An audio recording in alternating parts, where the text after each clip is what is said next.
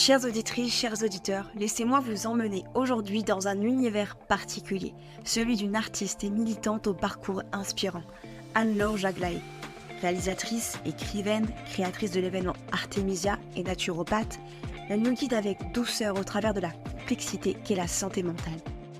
Des rues animées de Berlin à sa lutte contre le cancer, Anne-Laure a transformé chaque épreuve en source d'inspiration créative. Installez-vous confortablement avec First Step et laissez-vous embarquer dans l'histoire d'Anne-Laure Jaglaé.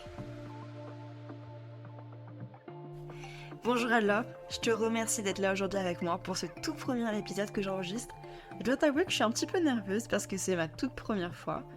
J'espère que tu vas bien. Tout d'abord, est-ce que tu pourrais s'il te plaît te présenter à nos auditeurs, nous dire qui tu es et ce que tu fais? Bonjour Héloïse, oui merci, ça va, merci beaucoup pour cette invitation. Je suis Anne-Laure Jaglaé, j'ai 39 ans, je suis autrice, scénariste et organisatrice d'événements, et en ce moment particulièrement d'un festival féministe qui s'appelle Artemisia. Je suis également naturopathe, mais c'est un peu une vie parallèle, on va dire, à tout le reste, on reviendra sûrement là-dessus, mais je gagne ma vie en tant que naturopathe principalement. Alors je voulais savoir, quand est-ce que pour toi a commencé à venir cet intérêt pour le monde de l'artistique? Est-ce que ça a toujours été présent depuis ton enfance? Oui, complètement. Moi, c'est vraiment l'écriture. J'ai aussi loin que je me souvienne, j'ai toujours écrit énormément et toujours lu énormément. J'ai grandi, je suis fille unique, avec des parents qui, chacun à leur manière, luttaient pour leur santé mentale, on va dire. Ma mère était bipolaire et mon père était quelqu'un de très anxieux, dépressif, avec une tendance à se tourner vers l'alcool pour gérer ça. Quelqu'un de très, donc jamais violent, hein, quelqu'un d'adorable, mais qui, on va dire, qui s'autodétruisait un peu. Donc en fait, je me suis très tôt réfugiée dans la littérature, vraiment une boulimie de lecture. Et dans l'écriture, je tenais un journal, ce qui m'a permis, je pense, de naviguer à travers divers événements. J'ai eu une enfance heureuse, mais je pense que très tôt, j'ai été un peu l'adulte de cette cellule familiale qui, en plus, était assez retranchée. Mes parents n'avaient pas vraiment d'amis, on était vraiment tout le temps tous les trois. Donc, c'était vraiment une petite bulle et j'étais témoin de leurs états, c'était pas forcément facile. Je me souviens que je gérais vraiment ça à travers l'écriture, en écrivant sur ce qui se passait, mais aussi en inventant des histoires. Je crois que j'ai commencé vraiment en 6e à vraiment écrire des nouvelles, voilà, ce type de choses, et souvent fantastiques, souvent qui allaient vers l'horreur aussi. Je suis vraiment boulimique de films d'horreur. Pareil, je peux m'en enchaîner 4-5, voilà. Mon ex ne comprenait pas, c'était un problème. Lui, il en voyait un, il était traumatisé. Ouais, et moi, j'étais OK, on en enchaîne de pire en pire. D'ailleurs, aujourd'hui, ça m'intéresse énormément parce que j'ai remarqué que les films d'horreur récents, que ce soit des films sur les serial killers ou des films avec des monstres, c'est la famille, c'est très très souvent des familles unies qui sont les méchants. Ça me fascine, c'est une tendance de ces dernières années. Même quand tu regardes les faits divers, hein, généralement, c'est toujours la petite famille qu'on pensait parfaite.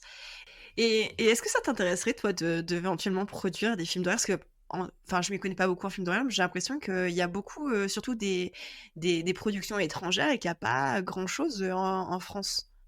Complètement. Moi, c'est un de mes grands buts, c'est d'en écrire un. J'ai déjà une idée, de synopsis, mais j'ai pas eu le temps jusqu'à présent de me pencher dessus. Mais c'est le but pour les prochaines années. Ce serait d'écrire un long métrage d'horreur. À partir de quel moment tu t'es dit justement que tu aimerais faire des études artistiques, notamment dans le cinéma? Et étant donné que le contexte familial était un peu compliqué, est-ce que tes parents ils t'ont soutenu dans ce chemin, dans cette démarche?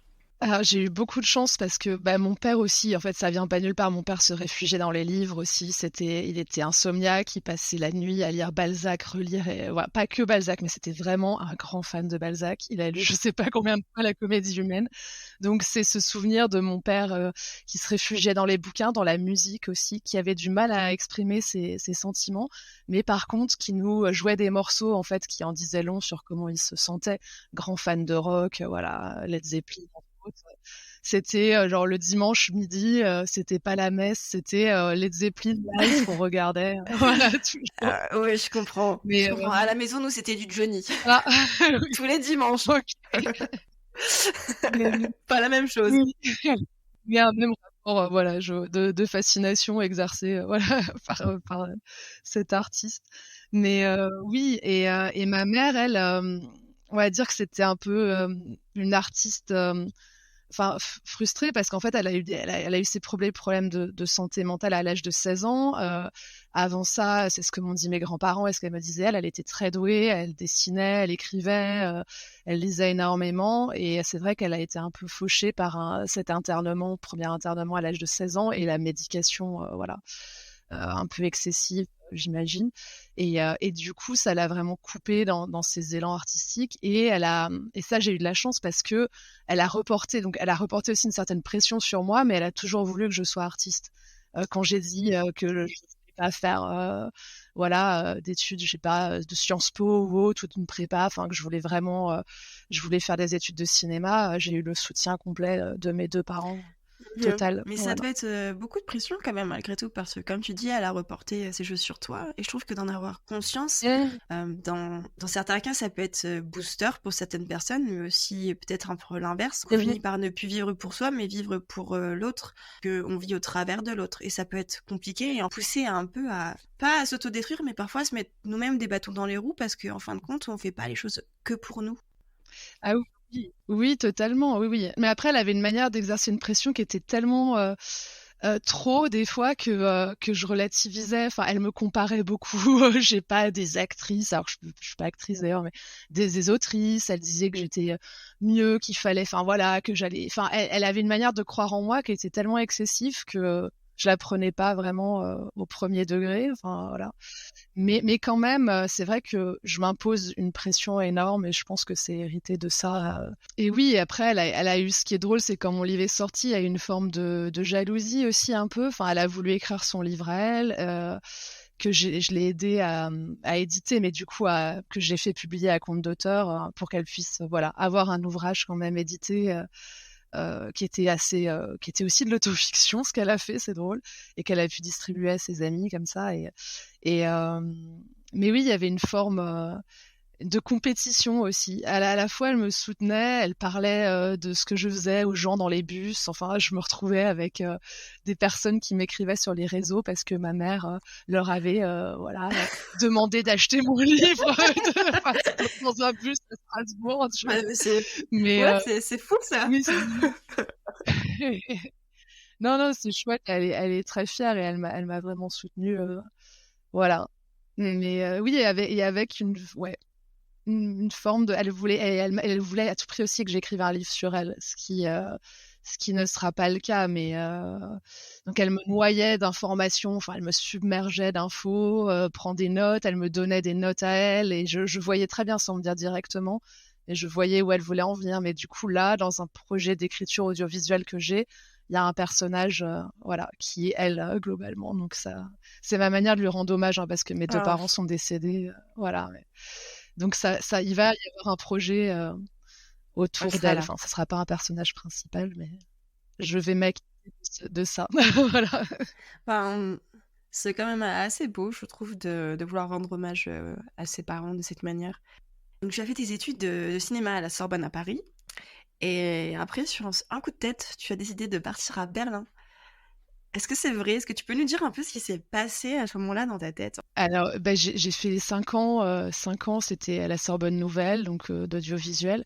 Et c'est vrai que les 2 dernières années ont été difficiles, à la fois les années de master, à la fois les cours étaient beaucoup plus intéressants, mais en fait, je travaillais de nuit pour pouvoir financer ces études en tant qu'hôtesse pour un traiteur de luxe. Et souvent, c'était des grosses nuits, c'était des galas, des cocktails, des fêtes d'entreprise qui se finissaient à l'aube. Et c'est un moment où j'ai commencé à pas mal sécher et pas mal, voilà, pour me reposer. Et pas mal, en fait, j'ai été victime d'errance médicale, ce que je raconte aussi dans le livre. Même si c'est vite fait aborder, mais en fait, ces 2 années de master, j'ai commencé à avoir des symptômes étranges. Par exemple, je supportais plus l'alcool. quand je buvais de l'alcool, même une gorgée, ça me faisait des plaques rouges, voilà, sur le visage, j'avais des tensions dans le bras gauche, comme si j'allais faire une attaque. Et j'ai commencé à consulter des médecins qui m'ont dit que c'était dans ma tête, enfin que c'était psychosomatique, que je culpabilisais vis-à-vis de ma consommation d'alcool, ce genre de choses. Et on m'a mis sous Prozac, ça n'a rien arrangé. Les douleurs ont commencé à vraiment être des douleurs internes dans le côté gauche, à m'empêcher de dormir. Enfin, on m'a mis donc déjà que j'avais un rythme assez décalé de sommeil, c'était compliqué. On m'a prescrit des somnifères, voilà. Et je sentais qu'il y avait autre chose. Et j'ai mis quasi 2 ans à savoir ce que c'était. Et ça a coïncidé avec la fin de mes études en ciné, où on m'a diagnostiqué un cancer du système lymphatique, Hodgkin. Donc c'est quelque chose qui se soigne bien, mais par contre j'étais déjà à un niveau assez avancé. Ce qui m'a vraiment collé de la rage parce que, par exemple, j'avais énormément de difficultés respiratoires, ça en était venu à un niveau, voilà, personne savait ce que j'avais. J'avais un kyste, on m'avait dit que c'était le stress aussi, enfin ça devenait ridicule, quand même, un gros kyste sur la clavicule. Et donc j'ai décidé, enfin c'était un moment où je pouvais plus Paris. J'avais vécu ces 2 ans très compliqués à joindre les deux bouts avec toutes ces douleurs, voilà, les médecins qui m'écoutent pas. Et j'étais allée à Berlin avec une copine pour une semaine, voilà, juste pour changer d'air. Et je suis vraiment tombée amoureuse de la ville. Et surtout, à l'époque, je faisais pas du tout la fête, donc c'était pas ce côté musique électronique club qui m'attirait.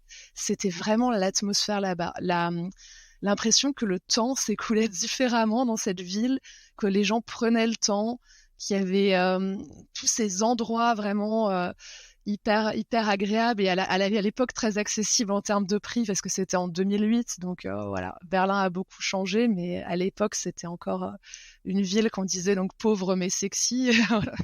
Mais et j'ai eu, voilà, j'avais fait tout un programme pour voir plein de musées, aller voir plein de choses, et au final j'ai un peu oublié ce programme pour juste me laisser vivre une semaine, et j'ai décidé d'y emménager en fait. Ça a été vraiment juste ce coup de cœur, juste vis-à-vis de l'atmosphère ambiante. Et donc j'y ai emménagé en octobre de 2008, et juste 5 jours après, j'ai eu les résultats de la biopsie, et j'ai décidé d'y rester et de faire des allers-retours pour le traitement, la chimio, les rayons, voilà, qui ont suivi, et de faire voilà, des allers-retours, mais de rester à Berlin parce que ça me plaisait l'idée que je connaissais personne là-bas, que voilà, qu'aussi mes amis étaient adorables, mais c'était dur à gérer pour eux, la maladie, donc ils étaient inquiets. Je sentais, c'était dur d'entendre des gens qui disent un peu trop, qui font des projets, qui ont besoin de se projeter dans le futur parce qu'ils ont peur, et j'avais besoin d'être seule en fait pour gérer ça et de rencontrer de nouvelles personnes, voilà. Comment tu t'es sentie le premier soir où tu t'es retrouvée seule là-bas? Je me sentais bien. C'était avant, en plus, juste avant les premiers jours, avant le diagnostic. J'étais vraiment déterminée. J'étais très sociable. Il y avait un truc, j'allais vers les gens. Ouais. Enfin, c'était ce que j'étais allée y chercher de toute façon. Sortir de ma zone de confort et devoir aller vers les gens. Voilà, nouer de nouvelles relations. Et est-ce que tu étais familière de cet univers de l'électro, ou tu es vraiment tombée amoureuse de ce style quand tu es arrivée à Berlin? Non, ça a mis 2 ans. Alors, d'abord, je venais du rock, punk rock. J'ai fait énormément de concerts. Voilà, je fréquentais vraiment plus les concerts et des clubs rock. Et en fait, c'est une rencontre avec une bande d'étudiants qui voulaient à tout prix m'entraîner en club au Golden Gate. Et j'avais beaucoup d'appréhension. Moi, j'ai toujours été une très bonne élève. En fait, d'avoir des parents assez excentriques au final, et c'était des parents un peu hippies, voilà. Mes parents, ils fumaient de l'herbe, ils étaient là à réunir leurs amis, même la veille du bac, ça m'avait mis dans un état de colère. Ils invitaient leurs potes pour danser, voilà, sur du rock, fumer des joints, et donc j'avais un peu pris le revers de ça, comme il se passe souvent. C'est-à-dire que j'étais très ambitieuse, enfin toujours, donc j'ai quand même fait des études artistiques, mais j'étais très réglo, quoi. J'avais jamais pris de drogue, je fumais même pas de cigarettes, j'étais dans un truc droit, j'avais toujours de super bons résultats, voilà. Et ça s'est un peu effondré, c'est vrai, avec le cancer, tout ça, l'impression que ok, faire les choses bien, c'est pas parce que tu fais les choses dans les clous et tout que tout va rester comme ça, mais il y a eu une espèce de colère. Et c'est vrai que c'est très paradoxal parce que j'ai commencé du coup à fumer des clopes, à fumer de l'herbe, alors que j'étais malade, quoi, alors que j'avais le cancer, voilà. Mais c'est comme ça m'a aidé aussi à me réapproprier mon corps. Et la teuf après a fait ça. Donc il y a eu ces 2 années, on va dire, je me suis remise sur pied après les traitements. Et après, j'avais cette appréhension vis-à-vis de ce milieu-là, voilà, mais je me suis laissée entraîner et ça a été une découverte incroyable. Ça a commencé avec le Golden Gate, vraiment. Après, à l'époque, il y avait le Renateux aussi, qu'on a beaucoup fréquenté, et le Berghain, bien sûr, des choses un peu plus connues mondialement. Et j'ai fait, en fait, mais c'était une manière aussi de faire l'inverse ce que les médecins pouvaient dire, en fait, de commencer à prendre des drogues à ce moment-là, quand j'étais déjà en rémission, mais j'étais quand même surveillée étroitement. J'avais pas mal de tests et la fête m'a vraiment fait du bien, ouais, pour vraiment ça, quoi, pour me réapproprier mon corps, parce que quand tu perds tes cheveux, tu reconnais plus ton odeur, enfin, c'est compliqué quand même à gérer la transformation physique. Et dans ces moments-là, est-ce que tu continues justement à écrire dans ton journal? J'ai écrit un livre à ce moment-là. En fait, mon roman, c'était le 3e que j'avais écrit à proprement parler. Il y en a un que j'avais écrit quand j'étais étudiante et qui parlait beaucoup de ce parcours, parce que aussi, quand j'étais arrivée à Paris, j'ai vécu en foyer à l'Armée du Salut. Ça parlait beaucoup de ça, de cette expérience, parce que mes parents n'avaient pas les moyens, en gros, de me payer un loyer ou une vie à Paris, mais ils m'ont quand même soutenue et on a trouvé cet entre-deux, quoi. Du Palais de la Femme, qui est un lieu assez mythique à Paris. Mais donc j'avais écrit un premier livre qui était sur cette période, qui n'était pas sorti, mais j'avais eu un rendez-vous avec un éditeur qui m'avait un peu refroidi, parce que le gars me promettait m'inviter à une soirée sur une péniche où il y aurait Bec BD, tout ça. Enfin, et j'avais senti, pour moi, c'était un peu red flag. Ok, enfin, j'ai envie d'être publiée, mais j'ai pas envie d'aller devoir copiner avec Bec BD, est drôle, puisqu'après il a chroniqué mon livre quand il est sorti. Enfin voilà, mais j'avais pas envie d'aller chercher tout ça, je sais pas, ça m'a fait peur, donc j'ai laissé un peu tomber. Et après le cancer, j'ai écrit un 2e livre. Donc à cette époque, j'écrivais pas vraiment un journal, mais j'ai eu besoin d'écrire une fiction. Et en plus, c'est drôle parce que ça arrivait à un personnage masculin. Je sais pas pourquoi j'ai eu besoin d'écrire en tant qu'homme cette histoire. Et ce livre n'est pas sorti non plus. Et puis tant mieux. Je pense que je l'ai pas relu depuis longtemps, mais je pense pas qu'il ait été très bon, celui-là. C'était juste une manière d'écrire, voilà, d'extérioriser cet épisode. En fin de compte, comme tu as dit déjà au tout début du podcast, même la manière du pourquoi l'écriture est venue à toi, c'était vraiment parce que tu avais ce besoin d'expression. On pourrait même dire que c'était assez thérapeutique. D'ailleurs, tu as écrit ton roman Demande à la nuit lors d'un épisode un peu particulier, quand tu étais dans un hôpital psychiatrique. Alors je l'ai commencé un peu avant. Ce qui s'est passé, c'est qu'après, il y a eu cette période. J'ai découvert la fête. À ce moment-là, je travaillais comme serveuse dans un resto. Après, j'étais passée manageuse du resto parce que je proposais plein d'activités. Je faisais venir des DJ pour faire connaître le resto. J'organisais un brunch. Enfin, je faisais des expos, des trucs. Et il y a un copain qui m'avait dit, mais pourquoi tu passes toute ton énergie pour cet endroit? En fait, tu devrais ouvrir ton endroit à toi.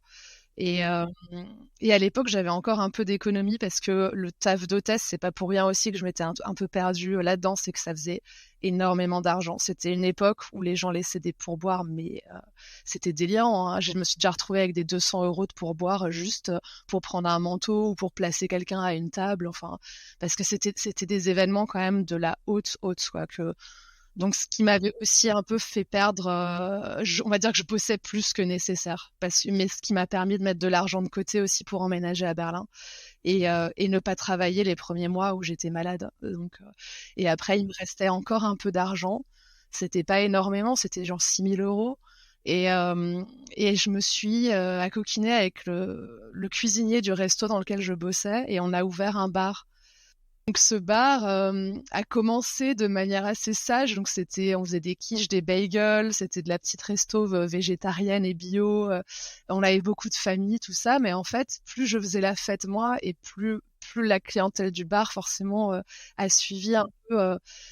Donc plus on a eu de fêtards, plus on restait jusqu'à 4 heures du mat. Après on faisait voilà, le dimanche des brunchs spéciaux pour les gens qui allaient au Berghain pour faire le plein d'énergie avant d'aller teuffer pendant des heures. On a eu beaucoup de problèmes avec la police à cause du bruit, bien sûr. C'était pas du tout adapté le lieu. Et de là, j'ai commencé du coup à organiser des fêtes dans des endroits désaffectés, quoi. Des free parties. En fait, on a déplacé la fête qui était au bar. On l'a fait ça à plus grande échelle dans des usines, au bord de plans d'eau, dans la nature. Ce qui a été donc le livre raconte aussi tout ça. Et on a eu beaucoup de chance. Ça, c'était dans la période 2011-2012. On n'a eu qu'un seul event qui a vraiment été arrêté par la police. Sinon, on est toujours passé entre les mailles, voilà, du filet. Et c'est donc un moment où, en fait, entre-temps, j'avais perdu mon père aussi, ce qui n'a pas été évident. Et je pense que j'ai pas du tout géré le deuil et la culpabilité aussi d'avoir été loin, de pas avoir été souvent là en Alsace et voilà, et de pas l'avoir vu. Je sais pas, j'avais dû le voir 2 mois avant sa mort, mais de pas avoir été là pour ma mère et mon père en gros. Donc j'ai géré ça en abusant un peu des substances, quoi, clairement. Et donc tout ça a fait que ça plus les pressions du bar. Il y a un moment, voilà, le bar commençait à s'endetter, je gérais très mal les finances parallèlement au teuf. Et j'ai fait une psychose induite par les drogues. Qui a été à la base déclenché par une drogue de synthèse, quoi. Il faut faire super gaffe à ces nouveaux trucs fabriqués en Chine qui nous vendent, voilà. C'était à l'époque de la Métox, MXE, et ça a fait que ça m'a complètement déconnecté d'abord de qui j'étais. Je sais pas, pendant 3 semaines, j'étais à plat et voilà, j'étais vraiment à côté de la plaque. Je savais plus ce que je voulais, ce que j'aimais pas. J'arrivais plus à savoir en fait. Et le truc, c'est que les médecins m'ont pas du tout aidé. Ils me disaient de boire du thé, que j'avais juste besoin de repos. Les médecins connaissent pas en fait ces choses-là souvent. Enfin, en plus, il y a eu l'inverse. Il y a eu le moment où c'était physique et on me disait que c'était dans la tête, et le moment où c'était dans la tête, mais c'était oui, il fallait juste boire des infusions. Mais bon. Ouais, non, les médecins, j'ai encore.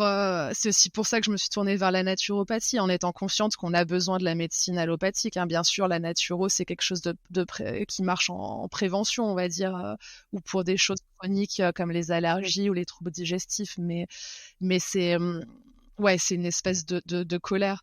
Parce qu'en plus de ça, j'ai eu une erreur médicale. En gros, mon cathéter que j'avais eu pour le cancer s'est brisé à l'intérieur de moi. Et il y a un morceau qui est allé jusqu'à mon cœur, le truc qui n'arrive jamais. Et en fait, j'ai commencé à être hyper essoufflée, à vraiment avoir plus aucune énergie. Et on m'a donné des fluidifiants sanguins, le cardiologue. C'est-à-dire que je les ai pas pris parce que je le sentais pas et je serais morte si je les avais pris. Et au lieu de les prendre, je suis retournée en France pour retourner là où on m'avait installé le cathéter, en gros.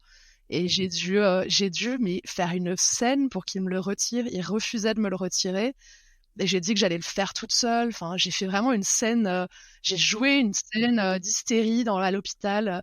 Et donc, ils ont accepté de me le retirer. Et là, ils se sont rendus compte que le truc s'était brisé.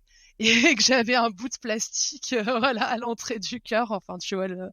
Et j'ai dû être opérée en urgence. Enfin, voilà, pour dire un peu.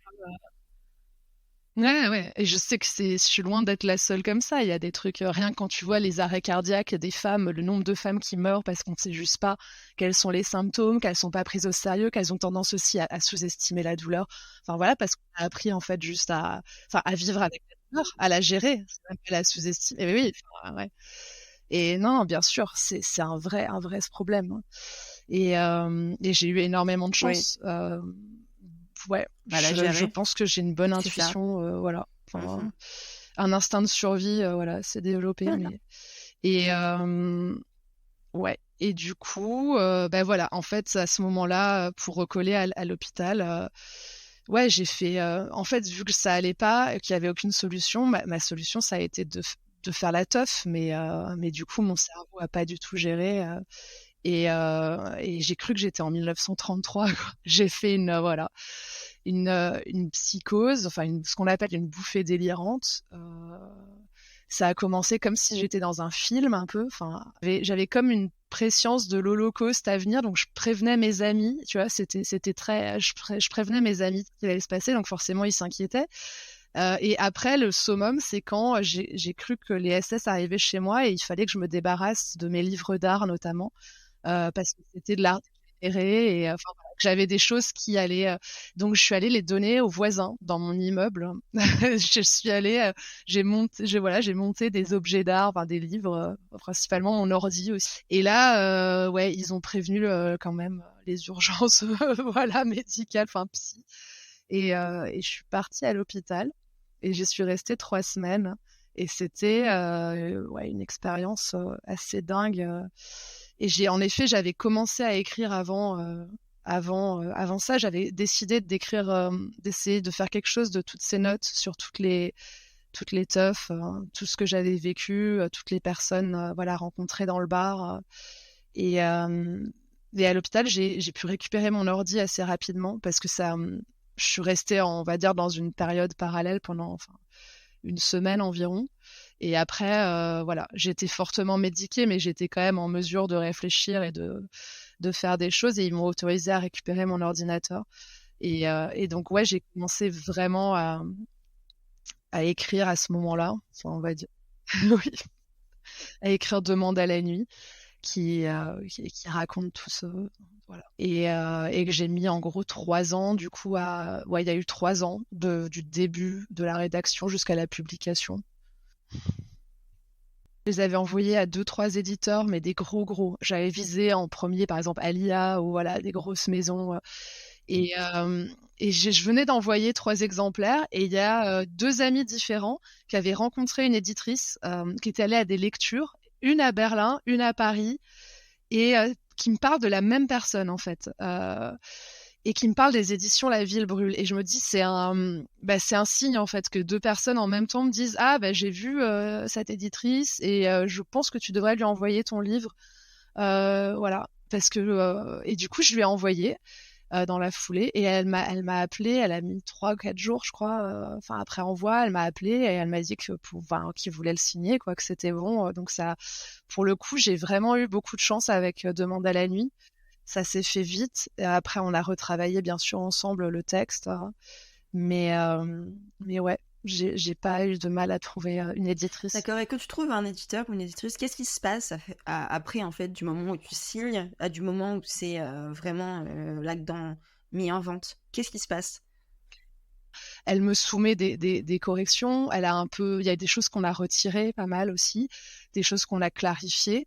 Et moi, je les valide, ces corrections, ou je propose autre chose, ou voilà. Et après, on fait ces allers-retours. Il me semble qu'il y en a eu 3 dans mon souvenir. Et après, tu relis une dernière fois avant de signer le bon à tirer, voilà. La dernière version et tout ça prend quasi 1 an parce que moi elle m'a contacté en juin, c'était en juin 2015 et le livre est sorti le 1er avril 2016. Donc c'est vrai qu'il faut, voilà, c'est plus rapide que l'audiovisuel, mais ça me met quand même du temps, faut pas être trop impatient.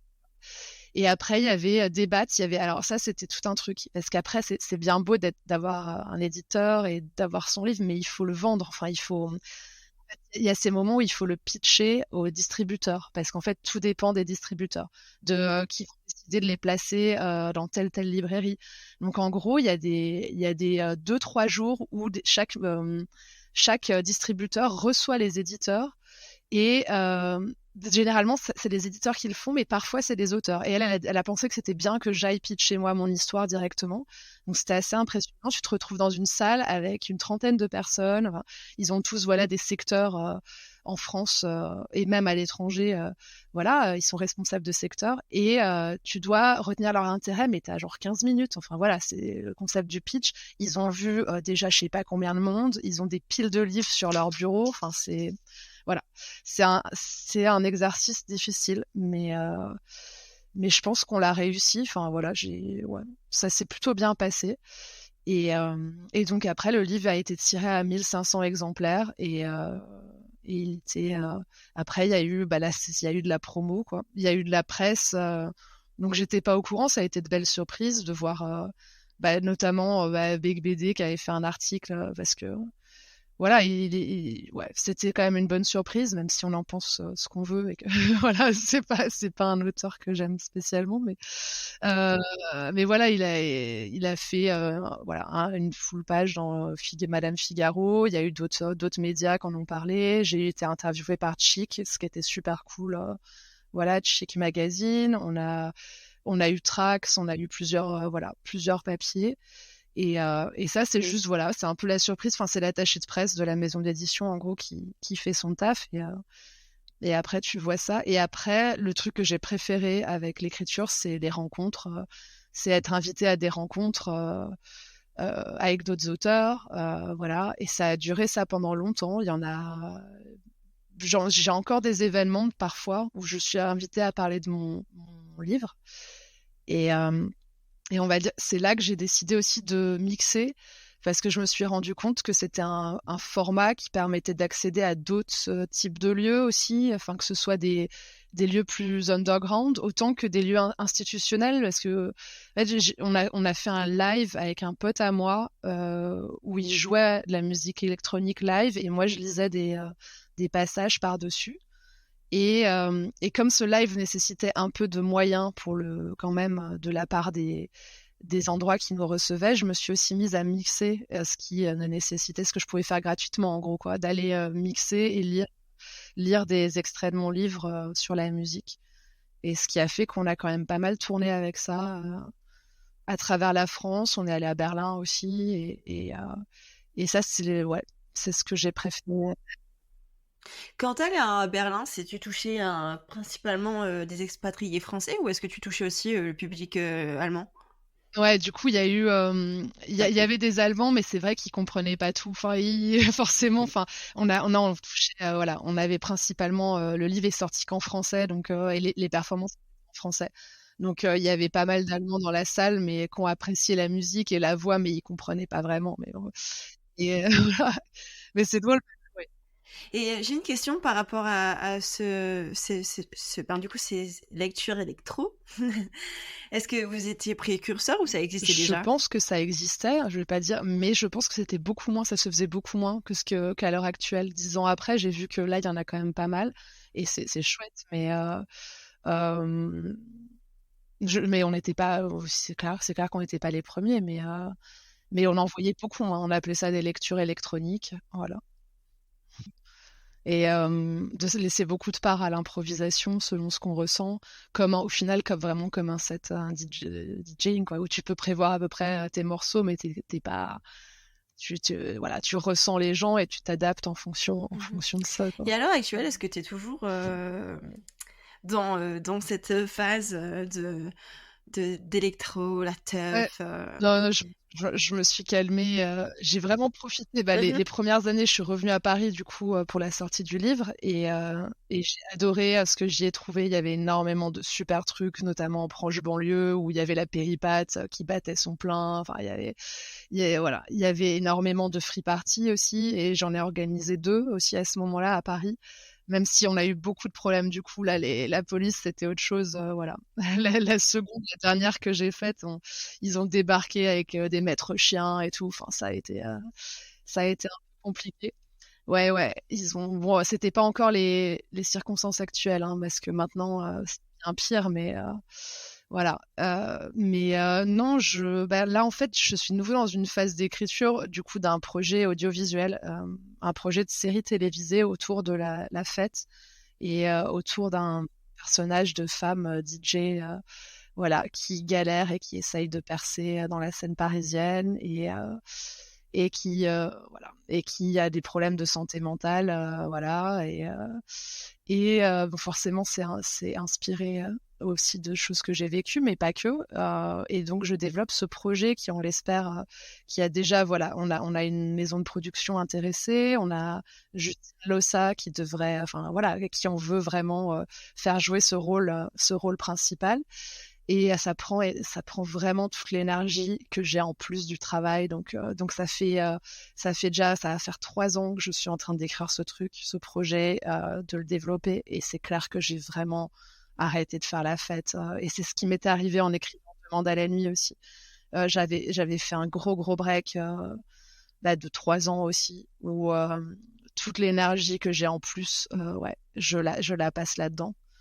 Et parce que c'est un autre sujet qui me tient à cœur, c'est ça, comment être artiste quand à la base tu es précaire, enfin est-ce que c'est possible même aujourd'hui, est-ce que c'est, et sans s'user complètement mentalement et physiquement, quoi. Et moi ça fait que je rogne clairement sur le sommeil, quoi. Je me lève des fois à 4-5 heures du mat, enfin, c'est ce que j'aime bien aussi. Bon, en ce moment un peu plus tard, je suis aussi ce dont mon corps a besoin. J'essaye de pas m'user complètement, mais c'est des heures que tu grappilles au final sur sur le travail pour essayer de mener à bien un projet artistique. Donc moi, j'envie les personnes qui quand même ont pas ça, parce que moi en ce moment, même maintenant, c'est toujours, j'enchaîne des périodes où je vais vraiment y croire, que ce soit dans mes projets artistiques et bon, ou donner de l'énergie pour le festival que j'organise, et des semaines où vraiment je suis complètement à plat, où j'ai l'impression que ça va nulle part, où c'est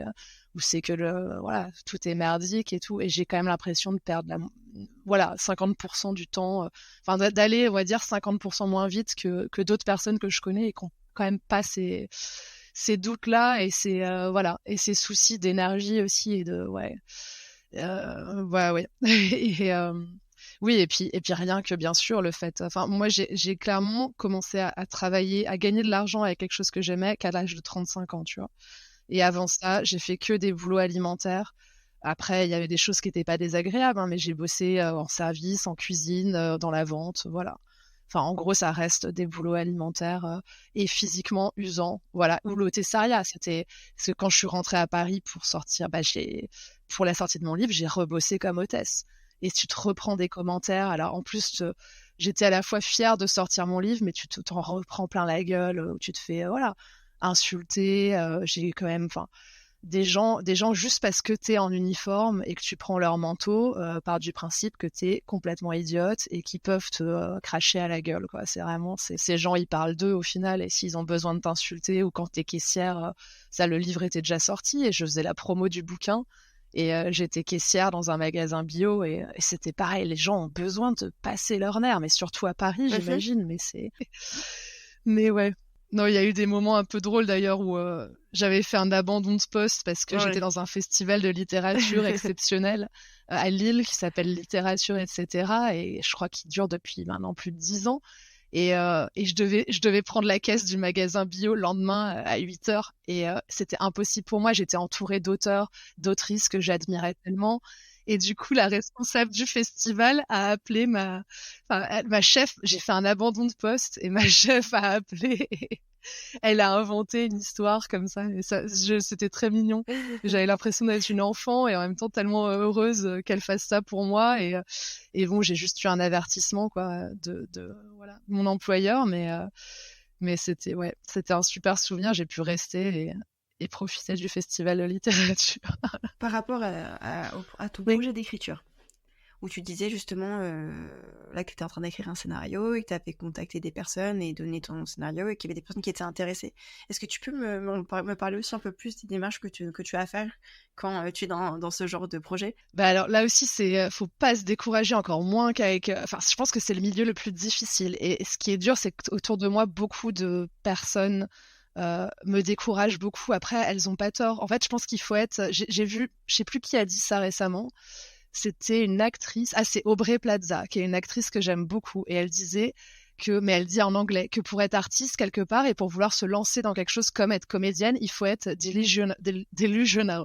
Enfin, il faut être délirant en fait. Il faut avoir un côté de soi qui refuse d'admettre la réalité. Il faut croire en soi d'une manière, voilà, délirante. Et là, c'est un peu là où j'en suis, même si, comme je te disais, j'alterne avec des semaines où je suis là, mais en effet, pourquoi je passe tant d'énergie dans ce truc? Ça ne verra jamais le jour. Mais beaucoup de gens autour de moi ont été en contact pour des projets qui, au final, ne voient pas le jour, alors que même des chaînes sont engagées, tout ça.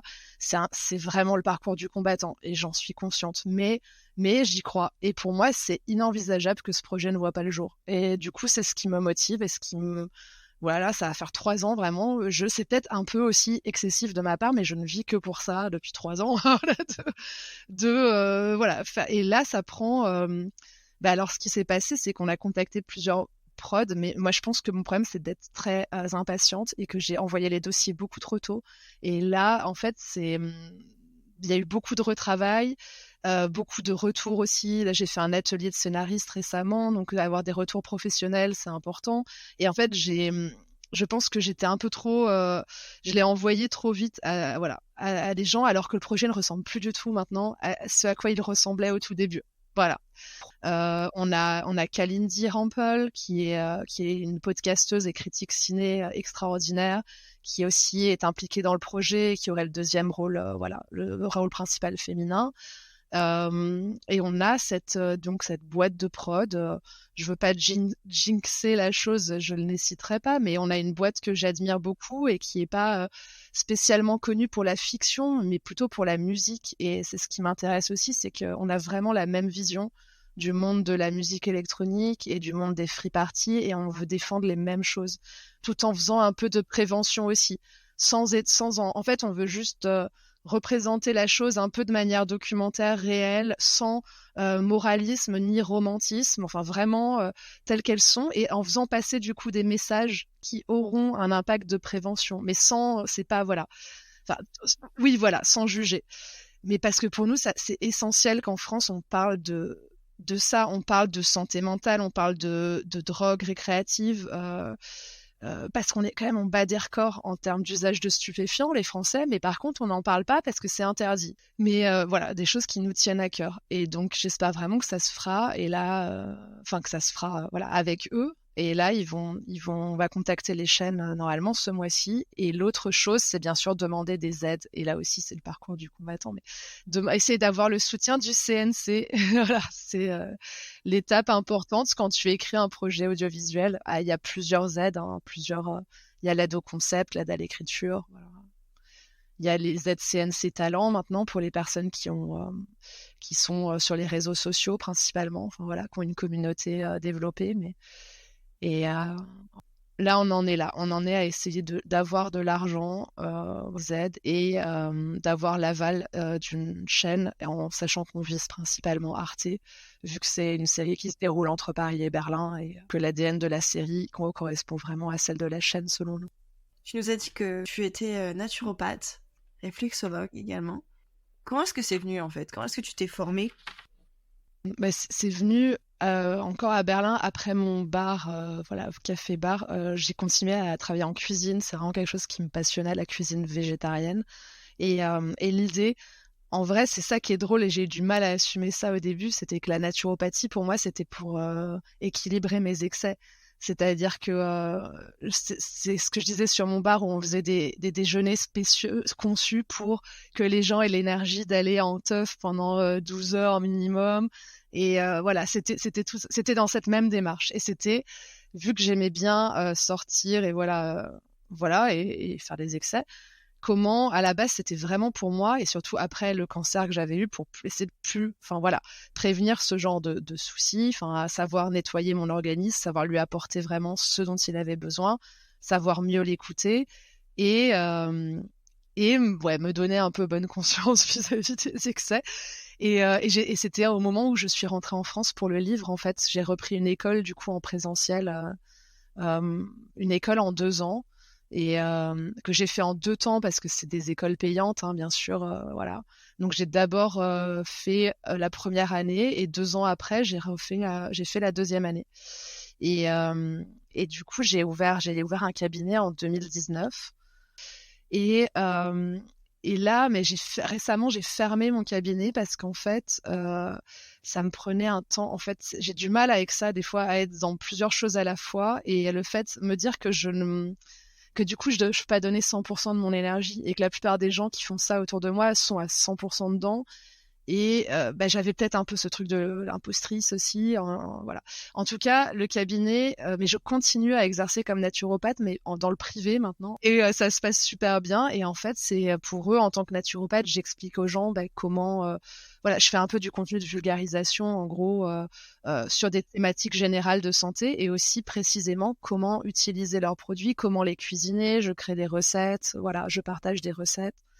Et ça, j'aime beaucoup. Et oui, c'est via la Naturo, du coup, que m'est venue aussi l'idée d'organiser ce festival. C'est parce que ce qui me dérange aussi avec cette pratique, c'est que ça reste très cher. En fait, c'est que quand je donnais des séances, c'était 90 € la première séance, parce que c'est 1h30 de temps. Et au final, à Paris, on peut pas vraiment faire moins. Enfin, si t'as ton cabinet à louer, t'es taxé à hauteur de 25%. Enfin, c'est quand même... Donc, ça devient très vite, c'est 90 l'heure et demie, 60 € l'heure, voilà. Et du coup, ça me gênait, en fait, de voir qu'il y avait c'était du coup une clientèle, c'est pas n'importe qui peut venir prendre soin de soi, voilà, et apprendre ces choses-là. Et du coup, on a décidé de lancer ce festival où, comme j'ai commencé à avoir un bon réseau de thérapeutes et d'artistes aussi, où on pouvait partager ça, à la fois des ateliers créatifs et des ateliers bien-être, partager ça pour 10 € de dons à l'asso, et tu as une journée complète où tu as une vingtaine d'activités et où les personnes ont accès à des choses qui, dans l'ordinaire, sont coûteuses. Ça peut être du shiatsu, ça peut être de la danse, ça peut être du chant, ça peut être et de la sophrologie, des thérapies de psychogénéalogie, des choses comme ça. Enfin, voilà. Et la naturo, bien sûr. Voilà. Première fois, d'habitude, on est en non-mixité inclusive, donc femmes et personnes identifiées en tant que telles. Et là, on va être pour la première fois ouvert à toutes, tous, et plus ouvert, à la fois plus festif et très engagé. Hein. Ça va être très politique, mais en gros, on a 2 scènes. On aura toujours de la musique, des ateliers, et on aura toujours des performances vivantes et des projections, et qui, pour le coup, tournent vraiment autour de la santé mentale, du corps, de l'identité, de la recherche de ses racines. On a un super beau programme de lecture. On a, a priori, voilà, aussi une lecture de Selfie de Jennifer Padjemi, qui a un livre fascinant sur... le sous-titre, c'est Comment le capitalisme contrôle nos corps. Mais oui, mais même ça, tu vois, je doutais, parce qu'au final... ça m'épuise d'organiser ce festival. On est 4 dans l'asso, mais moi, je suis vraiment en charge de la programmation et de la communication, qui sont quand même les piliers. Et j'avais des doutes là vis-à-vis de cette 5e édition, parce que aussi ça m'épuise, et parce que le jour, en fait, c'est voilà, tu organises un événement, toi, t'en profites pas, tu vois ta journée, elle file, tu donnes toute ton énergie, tu vois les gens qui sont ravis, et quoi, tu ressors de là, t'es vidé. Et à un moment, je me disais, mais est-ce que je peux me permettre de continuer à donner autant d'énergie? Et en fait, j'ai décidé que oui, c'était très important pour moi de faire ça, et tant pis. Mais vis-à-vis des projets aussi, de séries, tout ça, je me disais, est-ce que je me tire pas un peu une balle dans le pied à continuer ce type de choses qui, au final, ne rapportent pas d'argent, voire m'en coûtent, et m'épuisent, mais bon, ça me nourrit énormément d'un autre point de vue, et ça me fait rencontrer des personnes extraordinaires. Et non, enfin, on sort de là, on est heureuse à chaque fois, mais ouais, mais lessivée. Mais oui, ça a été beaucoup de remises en question ces derniers mois, et vis-à-vis du fait de vouloir faire trop et de courir après le temps en permanence, et de sacrifier mes relations aussi. C'est un autre truc qui est important, c'est... quelle est la place, du coup, pour les relations amoureuses, Oui, quoi, oui, quand tu essayes tout à de fait mener d'accord. tout ça bien, voilà. Mm. Ouais. Bah, pour l'instant, c'est pas la priorité, quoi. On verra. Comment est-ce qu'on monte un festival de cette ampleur? Comment est-ce que Est-ce que l'idée venait vraiment de toi seul et t'as trouvé du monde, ou est-ce que vous étiez déjà justement ce groupe de 4 personnes et vous avez créé ensemble ce festival? Alors, on était 2. En fait, c'est, ma rencontre avec Sarah Jacquier qui est réalisatrice et avec qui je développe le projet de série également. En fait, on s'est rendu compte moi, j'ai toujours rêvé de faire un festival, entre femmes, mais à petite échelle. J'imaginais peut-être une vingtaine de femmes. L'idée, c'était que chacune partage quelque chose, un savoir-faire. Vécu en Australie où elle a participé à un festival en non-mixité, mais beaucoup plus grand. Enfin, voilà, quelque chose de beaucoup plus festif et plus grand, et on a essayé de trouver un juste milieu.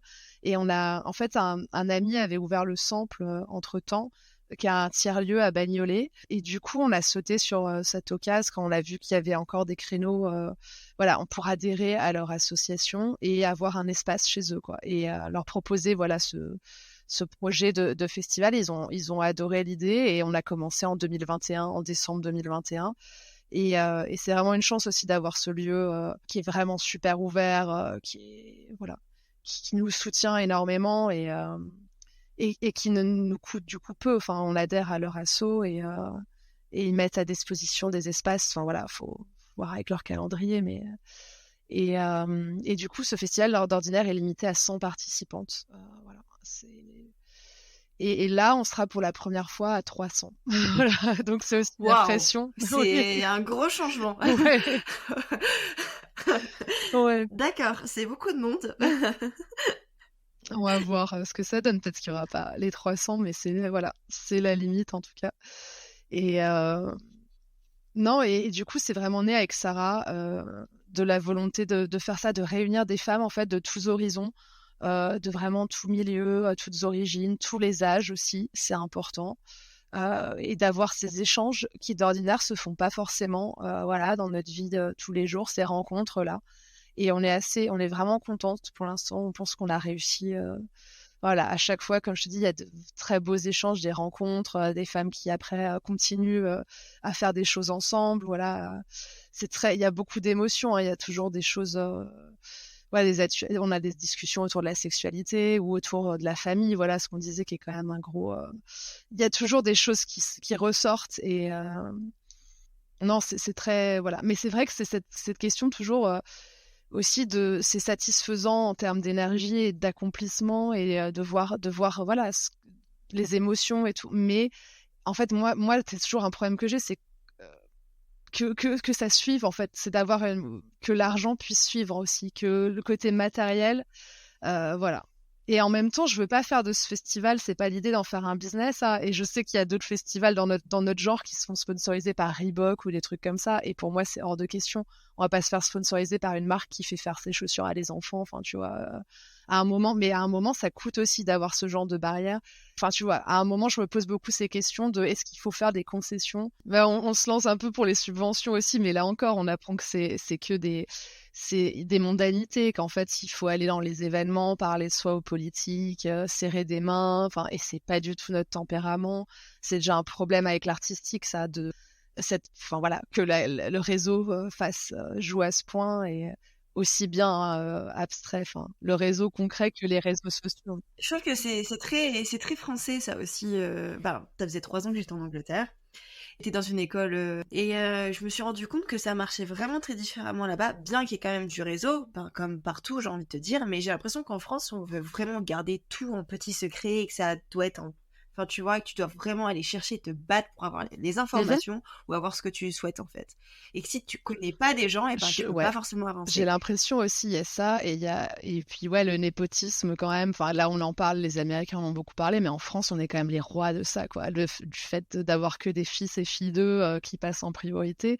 Et moi, tous mes amis comédiens, comédiennes, ils se posent de grosses questions là, et justement, ils marchent plus à l'étranger. Il y en a pas mal qui ont des stratégies de se faire connaître en Italie ou en Angleterre, ou justement, et en effet, à leur retour, et que c'est beaucoup plus accessible. Alors merci beaucoup Anne-Laure. On arrive à la fin du podcast et avant de se quitter, j'ai 2 questions à te poser. Ce sont les questions du podcast. Quel a été ton pire succès et ton meilleur échec? C'est une très belle question, mais c'est compliqué. Bah, l'échec, Mon meilleur échec, c'est simple, j'en ai parlé, ça va quand même être l'hôpital, parce que c'est un moment où j'organisais ces teufs et je pense que j'étais en train de partir un peu en ego trip, d'organiser ces soirées, d'être très connectée dans la scène de la nuit berlinoise. Et qu'en fait, du coup, ça m'a cassé mon image complètement parce que je suis partie à l'HP, la nouvelle a circulé à la vitesse, voilà, éclair. Et quand je suis sortie et que j'ai recroisé les gens, je voyais que tout le monde était au courant. Et au final, c'était cool. Au final, après, bah ouais, j'ai assumé, mais au début, il y a eu une part de honte aussi Donc ouais, le meilleur échec, c'est clairement, ouais, cette partie-là. Enfin, voilà. À un moment, parce que j'ai loupé, en plus, parce qu'en plus, après, ce que j'ai pas dit, c'est après à organiser les free parties, du coup, comme on faisait parler de nous, j'organisais des événements dans un gros club à Berlin, et l'événement qui me tenait le plus à cœur, où je devais recevoir un de mes artistes préférés, c'est Minilog, voilà, c'est un duo, Minilog, suédois, et en fait, j'étais à l'hôpital à ce moment-là aussi. Ça, voilà. Donc j'ai pas pu voilà assister à ça. Et donc une amie a repris l'événement à ma place, voilà. Le pire succès, je sais pas, il y a un truc qui me vient en tête, c'est pas vraiment un pire succès, mais je repense souvent à la manière. Je devais mixer et moi j'ai pas mixé tant de 5 fois dans ma vie et c'était peut-être la 3e fois que je mixais et en plus je mixe sur ordi. Je devais jouer dans une soirée et il y a eu un article dans Le Parisien qui m'a hypé outre mesure. Et il n'y a rien de plus gênant que ça.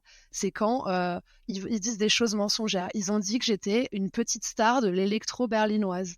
Mais complètement faux. Voilà, des choses comme ça. Et l'article était focalisé sur moi alors qu'il y avait de super DJ dans la même soirée qui étaient des gens qui mixaient depuis 20 ans, qui mixaient sur vinyle. Et ça a fait que j'étais dans un état de stress à l'idée de jouer énorme, parce qu'en plus, je jouais après ces personnes-là et que j'ai pris des drogues que je n'aurais pas dû prendre pour me détendre et que j'ai complètement foiré. Enfin, en soi, j'ai rattrapé le truc, mais il y a eu un moment de silence dans le set parce que j'avais pas vu que j'avais pas lancé le son d'une de mes pistes et il y a eu un gros blanc. Que j'ai rattrapé en rigolant et tout, mais c'était voilà. Donc c'est pas, je sais pas, ça correspond pas vraiment au pire succès, mais c'est par rapport au succès et à l'idée d'avoir des fois des choses ouais, démesurées écrites sur toi. Tu sais pas d'où ça sort, d'où sont renseignés les gens et de ce que ça peut impliquer. En tout cas, merci beaucoup alors. Je suis vraiment très heureuse d'avoir pu te rencontrer aujourd'hui, même si c'est à distance, et t'écouter. Ça a été vraiment très intéressant et très enrichissant. Ça va, j'aime bien aussi. Oui, c'est chouette. Merci à toi, Héloïse. Je suis ravie. Merci pour cette invitation et voilà. Et ce que tu as instauré lors de cet échange, cette confiance. Merci pour ta confiance.